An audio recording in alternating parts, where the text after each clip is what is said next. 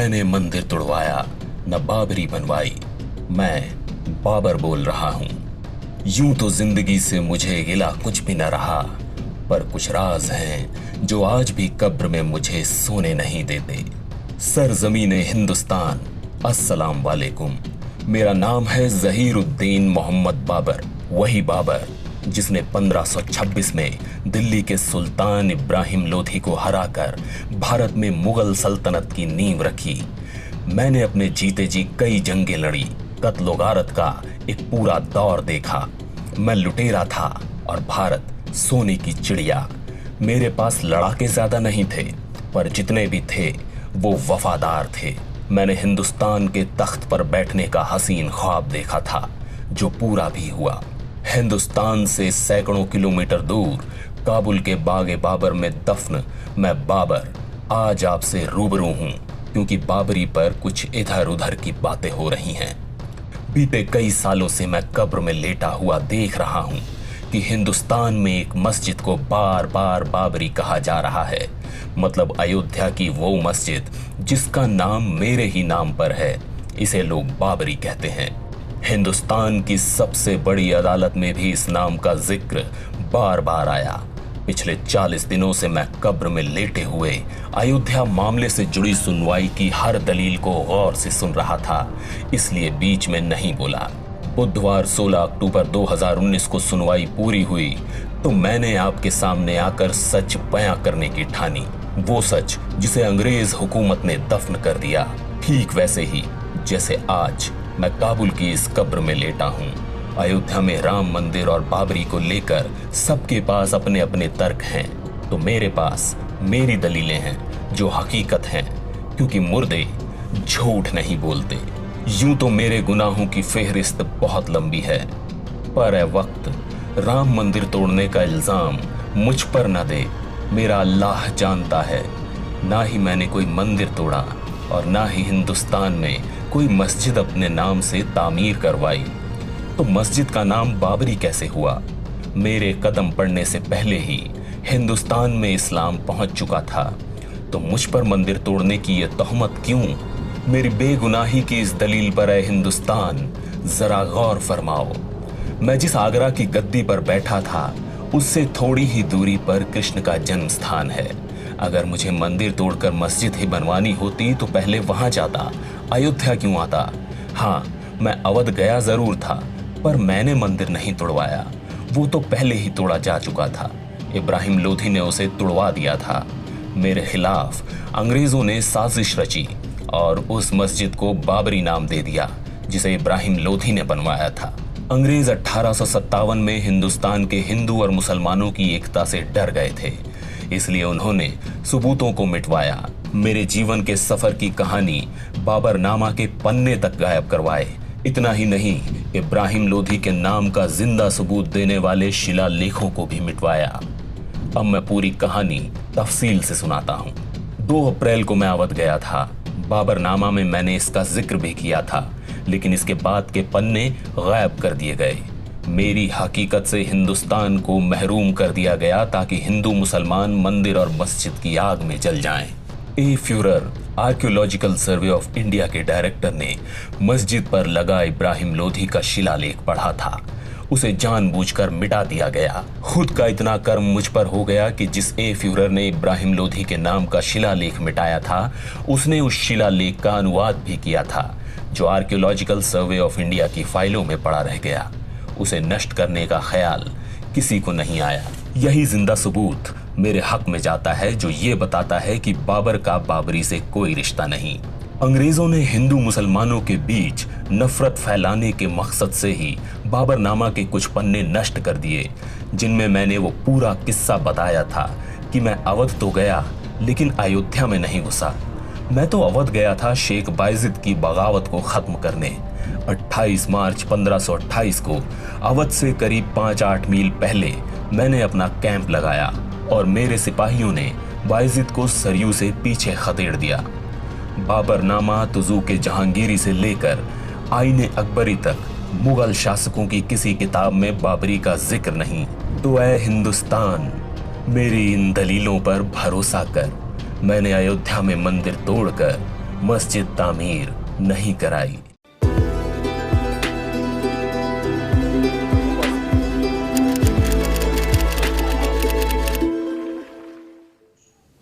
Hello, welcome to a new episode of legal awareness web series.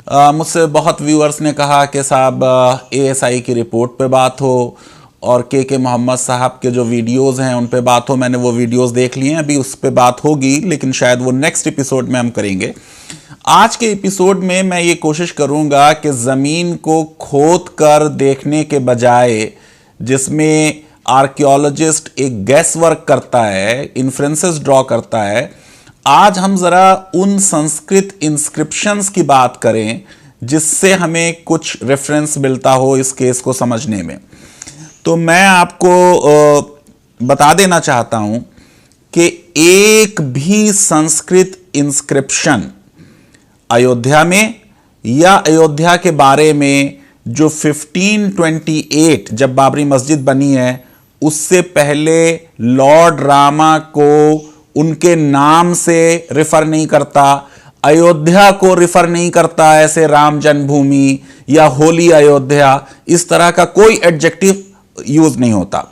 तो सबसे पहला inscription जो अयोध्या के बारे में है वो है 1st century BC on palaeographic grounds, Sanskrit में है। यह है बाई धनदेव जो रूलर थे कौशाला के और जिन्होंने एक श्राइन निकेतन बनवाई थी अपने फादर फल्गुदेव के ऑनर में। और ये सब मैं जो बातें बता रहा हूं ये सब ASI की ही रिपोर्ट्स होती थी। इपिग्राफिया इंडिका वॉल्यूम 20 पेज 54-58 से मैं कोट कर रहा हूं। इसमें कहीं पे रेफरेंस नहीं है किसी भी DT का। एक मेमोरियल इंस्क्रिप्शन बेलगांव कर्नाटका में मिला है, यह है अब AD 105, यह भी पब्लिश्ड हुआ है एपिग्राफिका इंडिका में। और इसमें जो है एक ब्राह्मण की प्रेज में जो कश्यप गोत्रा का था, साकेत से था, साकेत अयोध्या को कहते थे, उसकी तारीफ हो रही है कि उसकी यजुर्वेद में बहुत अच्छी नॉलेज है और जो रिचुअल्स होते हैं उनकी परफॉर्मेंस बहुत अच्छी होती है। लेकिन इसमें भी जब अयोध्या के एक ब्राह्मण का जिक्र हो रहा है लेकिन अयोध्या के लॉर्ड राम का या डिवोशन टू विष्णु का जिक्र नहीं हो रहा है। फिर एक कॉपर प्लेट मिली है, यह समुद्र गुप्ता की है जो हमारे बहुत सुनहरा युग रहा है गुप्ता पीरियड का। इनकी जो रेन का ये 5th ईयर था, यानी 328-29, जिसमें उन्होंने एक ग्रेट कैंप ऑफ विक्ट्री किया और उसमें उन्होंने बोट्स का जिक्र है, शिप्स का, एलिफेंट्स का, हॉर्सेस का अयोध्या में। और इसमें भी उन्होंने अयोध्या को कोई टाइटल नहीं दिया कि अयोध्या की जो धरती है ये वो पावन धरती है जहां भगवान राम का जन्म हुआ, या ये वो पावन धरती है जहां पर भगवान राम का एक मैसिव टेम्पल है। यानी अयोध्या की होलीनेस के बारे में कोई जिक्र नहीं है और भगवान राम का भी कोई जिक्र नहीं है। ये बात अब मैं कोट कर रहा हूं DR भंडारकर, इनका corpus inscriptionum indicarum volume 3 new edition page 228-231। अब कुमार गुप्ता का एक स्टोन इंस्क्रिप्शन मिला है कर्मनंदा, ये विलेज है 12 माइल फैजाबाद से और इसकी डेट है 435-36 AD। इसमें भी बड़ा जबरदस्त श्रद्धा दी गई है भगवान महादेव को और उनको कहा जाता था पृथ्वी वशारय। और उनके बारे में फिर अब जिक्र हो रहा है ब्राह्मण्स ऑफ अयोध्या का कि अयोध्या के ब्राह्मण बड़े अच्छे होते हैं, उनको मालूम है कि किस तरीके से पिनेसेस किया जाता है, किस तरीके से सेक्रेट टेक्स्ट को रिसाइट किया जाता है, मंत्रास को, सूत्रास को, ये सारी बात हो रही है। और इस बार भी कोई जिक्र नहीं हो रहा कि वहाँ भगवान राम की पूजा की जाती है या अयोध्या के ब्राह्मण जो हैं वो भगवान राम की पूजा करते हैं। फिर एक इंस्क्रिप्शन है Chandravati copper plate of Gahadavala ruler of Chandradeva. अब ये है 1093 AD और इसमें जिस चीज पे ये मिला है, ये मिला है चंद्रौती पे जो बनारस के पास है। और यहां जो रूलर है वो अपने अयोध्या के विजिट का जिक्र कर रहा है। जो बादशाह है किंग है वो कि मैं अयोध्या गया था, और उसका जिक्र करते हुए वो बताता है। और मैं ये समझता हूं कि ये पूरी जो अयोध्या का केस है, राम जन्मभूमि, बाबरी मस्जिद, इसमें देखिए ये बात हो रही है 1093, 11वीं सेंचुरी का आखिरी है बिल्कुल। अब वो ये कहता है कि मैंने जो है सर्व गदवारा तीर्थ, जहाँ पे हमारे गुनाह धुल जाते हैं सरयू रिवर में और घाघरा में, अयोध्या में, उसमें मैं नहाया, और उसको उत्तर कौसाला कहते हैं। इतवार का दिन था, 15वां दिन था अश्वीना का हाफ ऑफ द मंथ, यानी ये 1150 और उसमें और 50 मिलाएं तो ये फिगर संवत की बन जाती है 1150। और इस दिन जो है वो सूर्य ग्रहण भी था, और सूर्य ग्रहण के बाद वहाँ पे नहान हुआ, और उसके बाद जो हमारे होली ग्रंथ हैं उनका जो है वो हुआ, उच्चारण हुआ, और फिर पूजा पाठ हुआ, और फिर साधुओं को और लोगों को, सब लोगों को, और जो पूर्वज थे उन सब की पूजा की गई, और सन की पूजा की गई। और फिर सन के बारे में वो कहता है whose splendor is potent in rending the veil of darkness।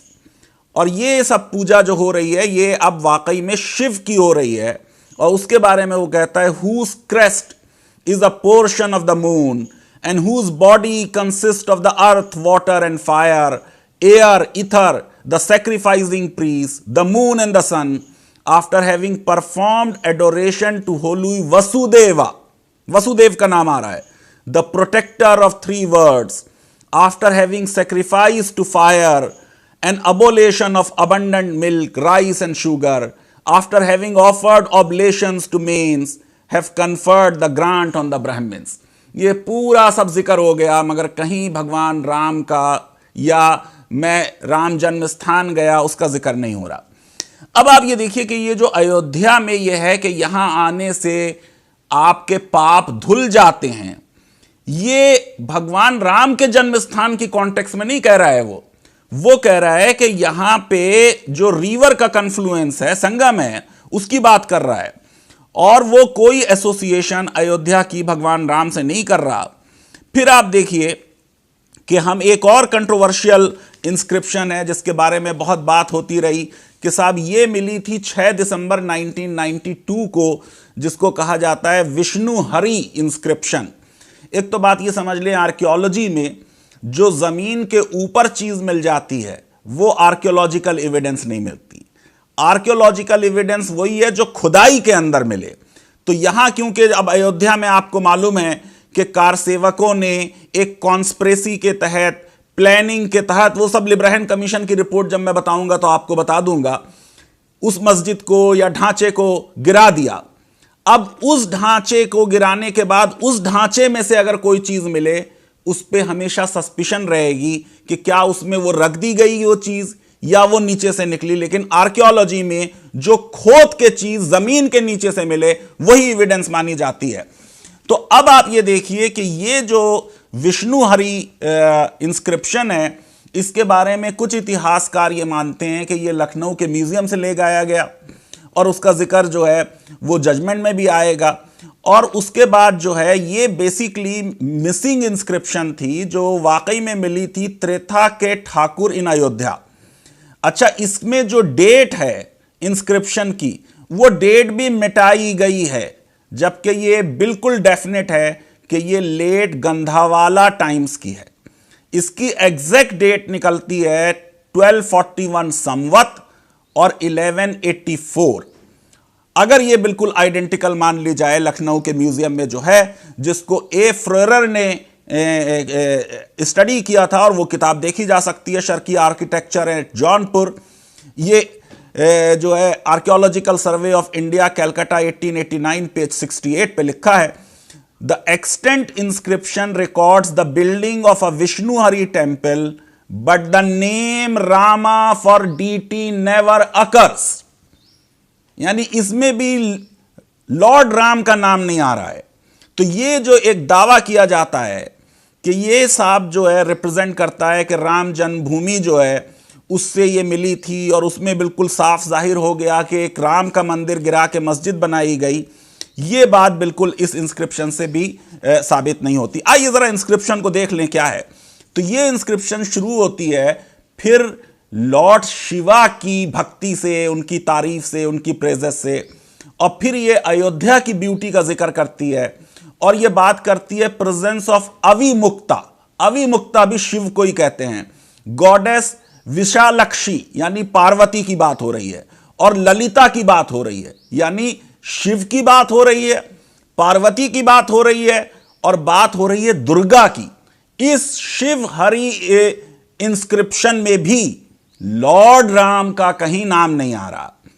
तो even referring in one sentence to Vishnu, Vishnu का जिक्र एक सेंटेंस में आ रहा है, लेकिन उसमें उसके 4 इनकारनेशंस की बात हो रही है। क्या कहा जा रहा है? हु किल्ड हिरण्यकपिशु, सबड्यूड बना इन battle, destroys the powers of Braharaja and perform many such deeds. He killed the wicked Dasana यानी Ravan, who could be more than 10। यानी बात हो रही है विष्णु के 4 इनकारनेशंस की, लेकिन उसमें लॉर्ड राम का नाम नहीं लिया जा रहा है। और इसके लिए अगर आपको डिटेल देखनी है तो आप पुष्पा प्रसाद का जो है वो पेपर देख लें, इंडियन हिस्ट्री कांग्रेस मैसूर में 2003 में उन्होंने पढ़ा था। जो मैं पढ़ रहा था ये पेजेस थे 351 359। तो इसका मतलब ये हुआ कि जो builders of Vishnu Hari temple, जिसमें Ram as incarnation of Vishnu की बात हो रही है, उसमें तो जरूर नाम आना चाहिए था अगर ये राम जन्मभूमि में मिला है और राम के टेम्पल से ये मिला है कि ये टेम्पल जो है वो भगवान राम के लिए है। वास्तव में हिस्टोरिकल फैक्ट ये है कि अयोध्या की जो प्रिजाइडिंग डीटी थी वो शिवा थे, विष्णु नहीं थे। और भगवान राम जो हैं वो विष्णु के अवतार हैं, वो शिव के अवतार नहीं हैं। और इसीलिए आप ये देखिए कि शिवा का जिक्र कहीं कहीं आया है लेकिन विष्णु का जिक्र नहीं आ रहा है। फिर आइए कि 2 और वेल नोन टेक्स्ट जो हिस्टोरिकल इंपॉर्टेंस के हैं जिनका मैं जिक्र करना चाहता हूं, पहले भी कभी मैंने किया है। एक है Chinese traveller Buddhist Pilgrim when Tsang. अब ये हुएन त्सांग जो है ये अयोध्या में आ रहा है हर्षवर्धन के जमाने में। ये बात अब हो रही है 7th सेंचुरी की, 7th सेंचुरी की बात हो रही है। और ये अयोध्या में आके 5 पेज जो है लिखता है अयोध्या के बारे में, और उसमें वो पूरा जिक्र करता है अपना। लेकिन कहीं पे भी उसने कोई रेफरेंस ये नहीं दिया कि इस शहर अयोध्या में भगवान राम का जन्म स्थान है। और उसने जिक्र किया होता कि यहां एक बहुत मैसिव कोई भगवान राम का टेम्पल है, ये भी जिक्र नहीं है। एक और किताब का जिक्र करना चाहता हूं, अलबरूनी की किताबुल हिंद।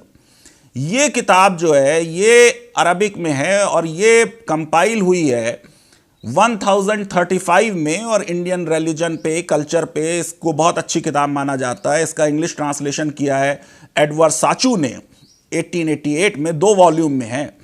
यहां पे अलबरूनी जो है वो भगवान राम का जिक्र करता है कई बार अपनी किताब में, और जिक्र करता है इन द कॉन्टेक्स्ट कि किस तरह भगवान राम ने रावण को हरा दिया। वो उनकी लंका पे जीत का जिक्र करता है, वो उनका रामेश्वर पहुंचने का जिक्र करता है, वो उनकी मूर्ति का साइज क्या होगा ये भी बताता है।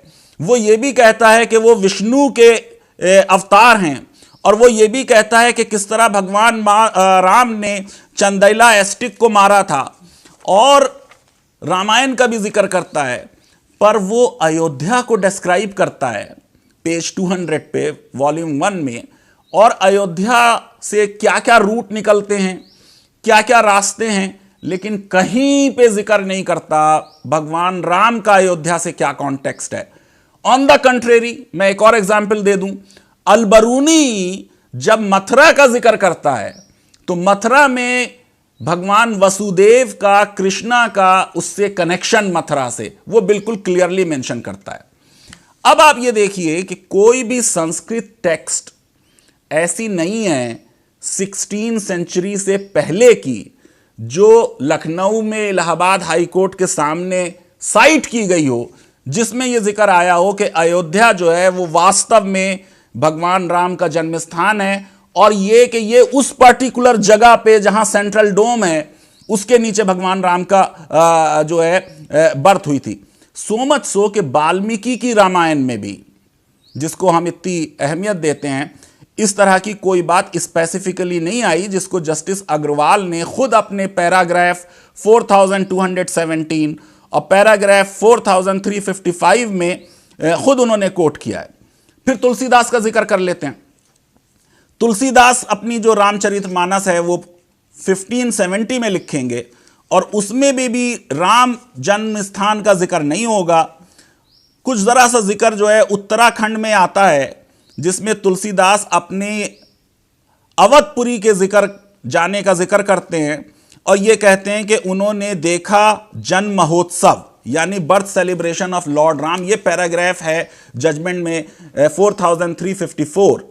अब आप सोचिए कि तुलसीदास जो है, ये बात हो रही है इमीडिएटली बाबरी मस्जिद बनने के। अगर उसके 40-50 साल के अंदर अंदर वहां पे एक मंदिर तोड़ के मस्जिद बनाई गई होती तो जरूर इस बात का जिक्र करते और इसका मातम करते और इस पे रोते कि यहां देखिए कितना बड़ा भगवान राम का टेंपल था, उसको डिस्ट्रॉय कर दिया गया और यहां पे जो है एक मस्जिद बना दी गई। फिर आप ये देखिए कि आईने अकबरी है वो अबुल फजल की, ये 1595 में है। इसमें भी अयोध्या का जिक्र है, लेकिन यहां भी अयोध्या का जिक्र आ रहा है एसे बंगा यानी रेजिडेंस। यहां भी जिक्र ये नहीं आया कि ये भगवान राम का बर्थ प्लेस है। अब स्कंद पुराण पे आ जाते हैं। मैं इससे पहले कि इस एपिसोड को खत्म करूं, स्कंद पुराण संस्कृत की टेक्स्ट है और ये ओवर द पीरियड जो है इसमें एडिशंस होती गई। तो इसमें जो जिक्र है उसमें राम जन्म वर्ड जरूर आया है, लेकिन ये कि स्कंद पुराण कब कंपाइल हुई, तो इसके बहुत से वर्जन्स हैं। तो जो एसवी प्रेस बॉम्बे और एनके प्रेस लखनऊ के एडिशंस हैं स्कंद पुराण के, उनमें नाम जो प्रदेशों के दिए हुए हैं उनमें काफ़ी डिफरेंस है। एक में दिया जा रहा है 75 नाम, दूसरे में दिए जा रहे हैं 63 नाम। फिर जो टीपी वर्मा थे लीडिंग गवाह वीएचपी के और खुद इपिग्राफिस्ट थे और संस्कृत के एक्सपर्ट्स थे, उन्होंने खुद माना कि हाई कोर्ट में अपनी गवाही देते वक्त कि स्कंद पुराण जो है वो 400 साल से ज़्यादा पुराना नहीं है। और उन्होंने ये भी कहा कि इसकी जो टेक्स्ट है उसमें भी कुछ कुछ एडिशंस होती गई। मथुरा देश का जिक्र है, फॉर इंस्टेंस वसुदेव का नाम आ रहा है, उसमें famous sacred spots of Vraj, but कहीं पे ये कि Vrindavan was held to be purely celestial place until Shri Chaitanya declared a spot near Mathura to be earthly Vrindavan, and this discovery occurred in 1515. अब ये बात देखिए कि 1515 का जिक्र अगर आ गया स्कंद पुराण में, तो इसका मतलब ये 1515 के बाद ही आ रही है बात, तभी इसका कंपाइलेशन हो रहा है। एक और प्रूफ मैं आपको दे दूं कि स्कंद पुराण 16th सेंचुरी के बाद उसमें एडिशन हो रही हैं। उसमें जिक्र आया है सीतापुर का। अब सीतापुर को कहा जाता है कि लॉर्ड राम ने इसको बनाया सीता के नाम पर। उसमें 55 गांवों का जिक्र है, वो काफ़ी गांव वास्तव में हैं वहाँ पे, लेकिन ये जो नाम सीतापुर है ये अल्टरेशन है पॉपुलर नेम का। इसका रियल नेम चितापुर था, जो आईने अकबरी में भी है और मुगल गजेटियर जो आईने अकबरी 1595 में बना। तो स्कंद पुराण जो है वो यूनिफाइड टेक्स्ट नहीं है और उसमें ये बाद में ये एडिशन होगी। बात हुई गुरु नानक देव अयोध्या आए थे, तो गुरु नानक देव तो इमेज वर्शिप के खिलाफ थे, कृष्णा की, राम की, सीता की। वो ज़रूर अयोध्या आए थे, लेकिन क्या वो राम जन्मभूमि की वजह से अयोध्या आए थे, ये बात क्लियर नहीं हुई। तो मुझे ये लगता है कि संस्कृत इंस्क्रिप्शंस को जब आप देखते हैं तो उससे ये बात क्लियरली साबित नहीं होती कि, और उसमें एक कंटिन्यूटी है कि अयोध्या में बाबरी मस्जिद ही राम जन्मभूमि थी। अब जो मैं सेकंड पार्ट करूंगा ये एएसआई वाली वीडियो का, तो उसमें अब उस रिपोर्ट का जिक्र होगा और के मोहम्मद का जिक्र होगा, जिसकी मेरे व्यूअर्स ने बहुत रिक्वेस्ट की है।